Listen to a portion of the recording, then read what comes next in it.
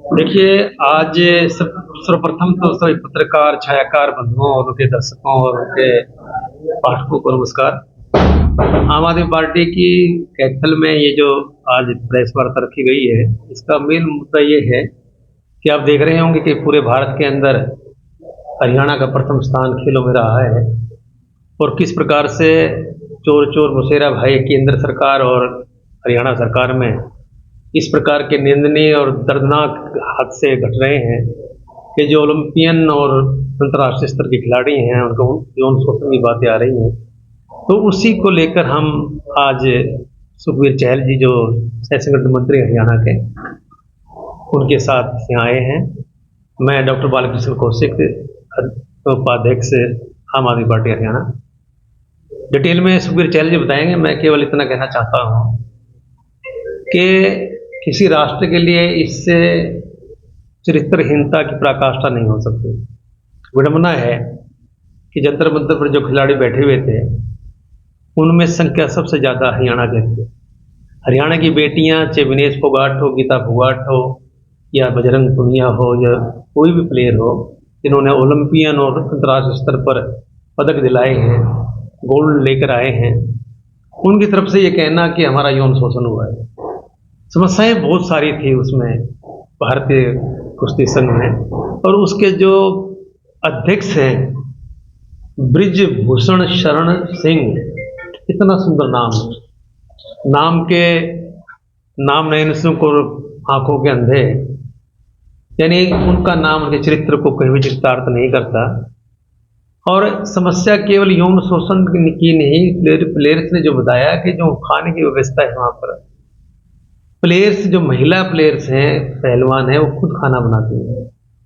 और सबसे बड़ा जो घोटाला है भारतीय कुश्ती संघ में ये है कि स्पॉन्सरशिप अगर आप देना चाहें किसी प्लेयर को तो उसका 50% जो ब्रिजभूषण शरण सिंह जी हैं वो ले लेते हैं।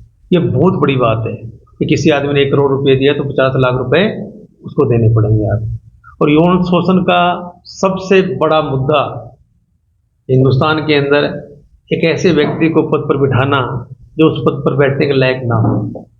बेटी बचाओ बेटी पढ़ाओ को नारा देने वाली पार्टी का ये जुमला साबित हुआ है।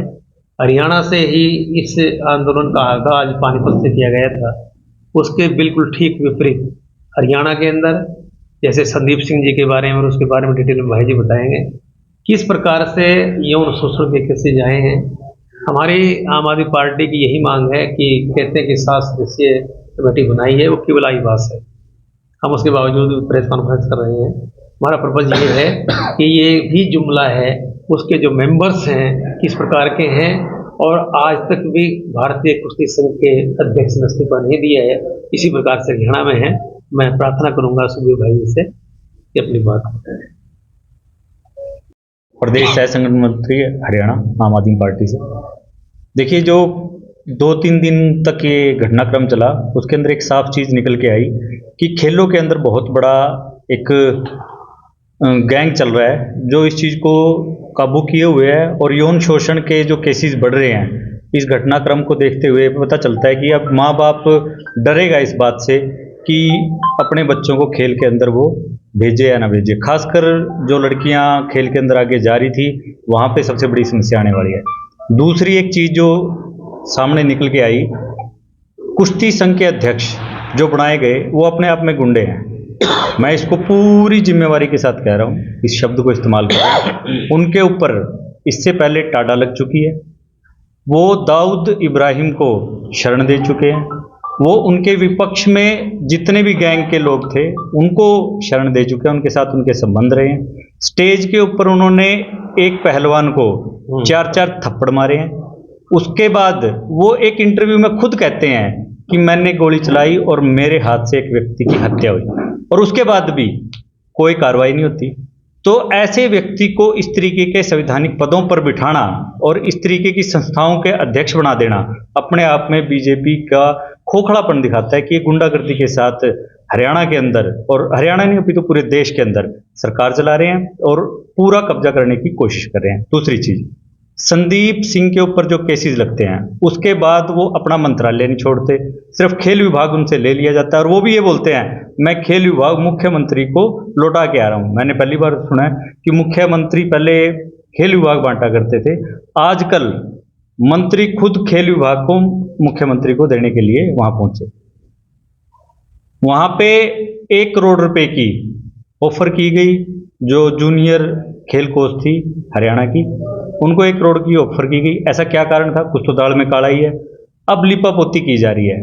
कल कमेटी बनाई गई है 7 लोगों की, उस 7 लोगों की कमेटी से कम हम लोग तो इससे सहमत नहीं है, क्योंकि योगेश्वर दत्त जी हैं, वो खुद बीजेपी के सदस्य हैं। वो बीजेपी की साख को बचाने के लिए, उस पर लगे दाग को मिटाने के लिए उनके हक में फैसला देंगे। मैं इसको वैसे नहीं कह रहा, तथ्यों के साथ ये बात है कि विनीता फोगाट ने सबसे पहले ये कहा था कि आप उनकी गोद में जाके बैठ गए हो, उन्होंने उसके ऊपर पलटवार किया। उन्हीं खिलाड़ियों के साथ आप उसी जांच के अंदर जा रहे हो और वही लोग आपसे 2 दिन पहले बहसबाजी के अंदर थे। तो सबसे पहले तो हम ये मांग करना चाहते हैं सुप्रीम कोर्ट के किसी जज को, रिटायर जज हो या मौजूदा जज हो, उनको इस कमेटी में होना जरूरी है। इसमें महिलाओं की संख्या और ज़्यादा होनी चाहिए, क्योंकि अभी 3 महिला खिलाड़ियों को लिया गया है, 2 वकीलों को लिया गया है, अभी उनके नाम सामने नहीं आए हैं।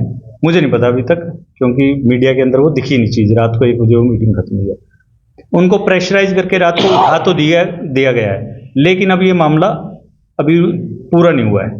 क्योंकि जो चीज़ निकली है उससे साफ पता चलता है हरियाणा और देश इस समय के अंदर राजनीति की गिरफ्त में आ चुका है, खेल पूरा का पूरा। और जो वेट लिफ्टिंग के अध्यक्ष यहाँ पे बनाए गए हैं, मुझे लगता है कि उनको भी इस कमेटी के अंदर नहीं होना चाहिए। पूरी तरीके से इस पे सवालिया निशान हम उठा रहे हैं और इसकी कमेटी को दोबारा गठित किया जाना चाहिए। सुखवीर जी, हम अपने ज्ञापन सौंपेंगे, धरना प्रदर्शन अगले हफ्ते से स्टार्ट हो जाएंगे और इसको लेके सभी डिस्ट्रिक्टों के अंदर हम ज्ञापन और धरना प्रदर्शन के प्रोग्राम करने जा रहे हैं। और वो इसलिए है कि इसके लिए पब्लिक जाने कि राजनीति किस तरीके से खेलों के ऊपर हावी हो गई है। जो प्रधानमंत्री स्टेजों से कहा करते थे कि अगर सेना के एक सिपाही के हाथ में बंदूक दे दी जाए तो पता नहीं कितने निशाने लगाकर मेडल जीत के लेके आएगा, आज हम देख रहे हैं कि पहले से भी डाउन आई है स्थिति। हालात ऐसे बिगड़ चुके हैं कि हमारी बेटियां जो खेल बेटी बचाओ बेटी पढ़ाओ के नारे पे इस सरकार ने दिया था, तो मुझे लगता है कि ये नारा तो सच है, लेकिन उन्होंने पूरी बात बताई नहीं थी कि बेटियों को किससे बचाना है। बेटियों को इन्हीं से बचाना है जिन्होंने स्टेज से नारा दिया था, बीजेपी के लोगों से बचाना है। चाहे वो सेंगर हो, चाहे वो संदीप सिंह हो, चाहे वो टोनी हो, चाहे अब ये जो बृजभूषण सिंह जी आए हैं, इन्हीं लोगों से अपनी बेटियों को हमें बचाने की जरूरत महसूस हो रही है। और समय आ गया है कि इन लोगों का पर्दाफाश किया जाए और सड़क पर ये आंदोलन चलेंगे, पब्लिक उतरेगी। और जिस तरीके से त्रस्त है लोग, परेशान है, अब गुस्सा फूट रहा है लोगों का। और मोदी साहब का जो जादू था, वो जो उन्होंने बड़ी बड़ी बातें की थी, उसकी ढोल उसका फट चुका है। सुखबीर जी, दिल्ली के अंदर एक घटनाक्रम हुआ जो माननीय मुख्यमंत्री अरविंद केजरीवाल और आम आदमी पार्टी की सरकार है, वो कुछ बच्चों को, गरीब बच्चों को स्टडी के लिए विदेश भेजना चाहिए, फिनलैंड। वहां एलजी साहब ने कोई अड़ंगा, शायद कोई लेटर लिख के कुछ उसमें, जब आम आदमी पार्टी गरीब बच्चों का उत्थान करना चाहती है, उसको अपने खर्चे पे जनता का ही पैसा है पढ़ाना चाहती है, तो इस तरह की रोक को आप कहाँ उचित मानते हैं? उस पर रोक लगाना। देखिए, राजनीति नहीं है, खिलाड़ी अपने खेल से मतलब रखता है, उसको दाव पेंच नहीं पता है कि उसके साथ क्या खेला जा रहा है। अगर ऐसा कुछ पता होता है, इतने दिनों से शोषण चल रहा था, आज वो मीडिया के सामने आए हैं मजबूर होके। जब ये हालात हो गए कि वो कहती है कि मैं एक बार आत्महत्या करने के लिए मजबूर थी, तो वो तो अपना दुखड़ा रो रहे हैं। वो भोले लोग हैं, उनको राजनीति की समझ नहीं है। मैं ये मानता हूँ, अगर आप राजनीति के लोगों को उस कमेटी के अंदर रख रहे हैं, तो मैं नहीं मानता कि वो निष्पक्ष जांच की तरफ जा रही है। ये निष्पक्ष जांच नहीं हो सकती। दूसरा, अभी तक बृजभूषण जी ने इस्तीफा नहीं दिया है। अध्यक्ष रहते हुए आप कमेटी को, वहाँ पे जितने भी सवाल जवाब होंगे, मेरे ख्याल से वो ठीक से चीज चलेगी नहीं। और इस तरीके की कमेटी का हम फिर से खंडन करते हैं, यही कारण है। उसमें ये जो आप कह रहे हैं ने अध्यक्ष बुलाया है, लेकिन वो कह रहे हैं हम तो चुनकर आए हैं, हटा भी नहीं सकते। चुनने के लिए तो हम ये कहते हैं जी, प्रधानमंत्री चुन के आए हैं। चुनता कौन है? अपने ही मेंबर चुनते हैं ना। मेंबर चुनते हैं, वो मेंबर कहाँ से बनते हैं? वो मेंबर हम लोगों में से ही, जैसे पंचायत के मेंबर बने, पंचायत से चेयरमैन बनता था पहले, अब डायरेक्ट हो गया। वो मेमोरी हटा सकते थे, प्रधान नहीं हटा सकते, जैसे कल अनुराग और उसका ठाकुर का भी जाना है। इस चीज में जब वो उनके एमपी हैं तो सरकार को ये चाहिए था कि इनसे बोले कि आप इस्तीफा दे दीजिए। ये तो कर सकती है ना सरकार, सरकार को उनके ऊपर प्रेशर डालना चाहिए था, लेकिन उन्होंने क्या बोला, कहता है मेरे को छेड़ भी मत देना, अगर मैं बोलूंगा तो सुनामी आ जाएगी। वो धमकी दी गई साफ, और उस धमकी के अंदर ये बीजेपी सरकार जो है कहती है कि हम विश्व के ऊपर विश्व गुरु बन गए हैं। वहाँ के प्रधानमंत्री मोदी साहब, उनकी बीजेपी सरकार के नेता वो डर गए और ये कहा गया कि आप अध्यक्ष पद पे बने रहिए, हम आपको छेड़ने वाले नहीं। नहीं, इसका एक तरीका ये भी हो सकता है ना कि भारतीय कुश्ती संघ को आप निरस्त कर सकते हो। अगर वो इस्तीफा नहीं देते, निरस्त तो कर सकते हो ना, ये पावर तो है सरकार में, तो सरकार चाहती नहीं कि ऐसा करे। और एक और कानून है, 72 घंटे के अंदर अगर जवाब नहीं आता है अध्यक्ष की तरफ से तो अध्यक्ष को ऑटोमेटिकली वहां से हटना पड़ता है, और 72 घंटे से अध्यक्ष का कोई जवाब नहीं आया। कुछ जाति विशेष पर फिर बात की है, बात ये बीजेपी के फंडे हैं, ये बीजेपी स्टंट खेलती है। बीजेपी को पता है कि आप पूरा तो यार हर जाति की है। जाति के हिसाब से करोगे। जब निकल के आएंगे ना, जब उन्होंने कहा था कि 2% है, भाई अगर एक व्यक्ति का भी शोषण होता है तो उसका शोषण हो रहा है और उसके खिलाफ आवाज उठाई जानी चाहिए। अब 200 लोग आ गए, 200 लोगों की जातियां गिन लीजिए। आपके यूपी के अंदर जो खेल होने थे, कुश्ती होनी थी गोंडा के अंदर, वहां से 200 खिलाड़ी वापस आए हैं। क्या 200 के 200 खिलाड़ी एक ही जाति से है? ऐसा नहीं होता। ये बीजेपी ने शुरू से ही एक तरीका अपनाया हुआ है, जाति में बांट दीजिए, धर्म के अंदर बांट दीजिए, और इस तरीके का इतने बड़े पद पे बैठा हुआ व्यक्ति ये बात करता है तो मेरे ख्याल से ये गलत है। आपको लगता है कि जो कमेटी बनाई गई है ये सही है? योगेश्वर दत्त का नाम लिया आपने, वो खिलाड़ी है वो?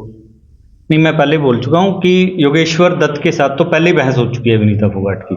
वहां पे उन्होंने कहा था कि जी आप तो उधर अपनी सरकार की गोदी में जाके बैठ गए हो। विनीता फोगाट भी तो उन्होंने सपोर्ट किया है, वो आए हैं, उन्होंने बोला है कि जी ये गलत हुआ है।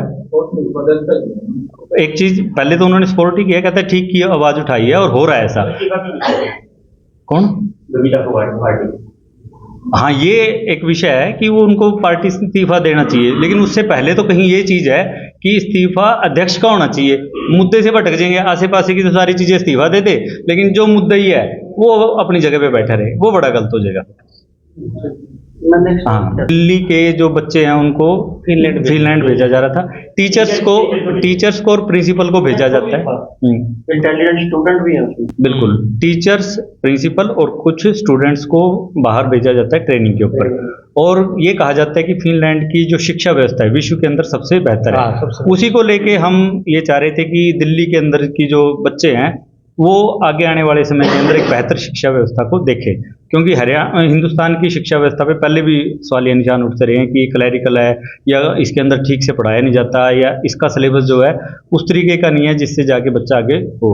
लेकिन जो एलजी साहब हैं, एलजी साहब ये नॉन पॉलिटिकल पोस्ट होती है, लेकिन वो राजनीति कर रहे हैं बीजेपी की तरफ से। वो ये दिखाने की कोशिश कर रहे हैं वहां पे बैठ के कि मैं राजनीति में बीजेपी का नुमाइंदा हूं, और बीजेपी के खिलाफ जो भी व्यक्ति उठने लगेगा उसको हम रोक देंगे।